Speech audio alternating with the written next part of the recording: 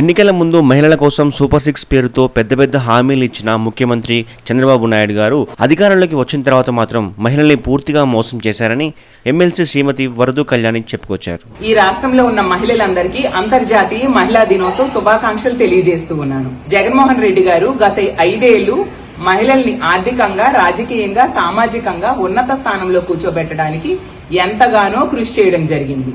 ఒక మహిళా పక్షపాత ముఖ్యమంత్రిగా పరిపాలించారు.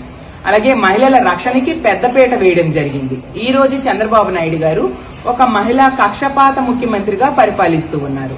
మేనిఫెస్టోలో ఎన్నో హామీలు ఇచ్చి నమ్మబలికి ఓట్లు వేయించుకొని 20 నెలలైనా ఏ ఒక్క హామీని కూడా అమలు చేయకుండా మహిళల్ని నెట్ట నిలువుగా మోసం చేయడం జరిగింది. అలాగే మహిళల రక్షణని ఈ రోజు గాలి కొదిలేసిన పరిస్థితి మనం చూస్తూ ఉన్నాము. మహిళల్ని మోసం చేసిన, దగా చేసిన ముఖ్యమంత్రి ఎవరైనా ఉన్నారంటే అది చంద్రబాబు నాయుడు గారు. ఆ రోజు జగన్మోహన్ రెడ్డి గారు 2,84,000 కోట్ల రూపాయలను డీబీటీ, నాన్ డీబీటీ ద్వారా మహిళలకు అందించడం జరిగింది.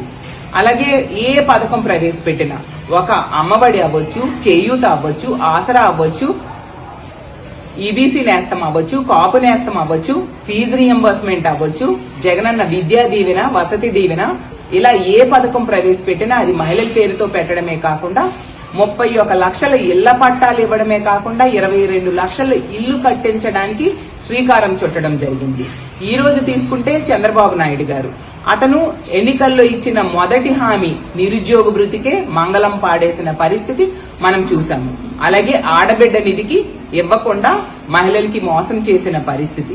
అలాగే 50 సంవత్సరాలకే పెన్షన్ ఇస్తానని చెప్పి అది కూడా ఇవ్వకుండా నెట్ట నిలువుగా మోసం చేసి మిగిలిన హామీలు కూడా అరాకొరగా కేటాయిస్తూ మహిళల్ని ఈ రోజు నెట్ట నిలువుగా దగా చేసిన ముఖ్యమంత్రి చంద్రబాబు నాయుడు గారు. అలాగే మహిళల రక్షణని ఈ ఆంధ్రప్రదేశ్ రాష్ట్రంలో కూటమి పాలనలో గాలి కొదిలేశారు.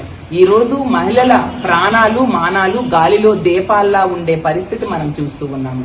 మళ్లీ మహిళా రక్షక పాలన కావాలన్నా, మహిళా సంక్షేమం కావాలన్నా, మహిళలు ఆర్థికంగా, సామాజికంగా ఉన్నత స్థానంలో కూర్చోవాలన్నా జగన్మోహన్ రెడ్డి గారు ముఖ్యమంత్రి అయితేనా సాధ్యమవుతుంది. జగనన్న తన అన్న ముఖ్యమంత్రి అయితే ఎలా పరిపాలిస్తారో అలాంటి పరిపాలన మహిళలకి అందించడం జరిగింది.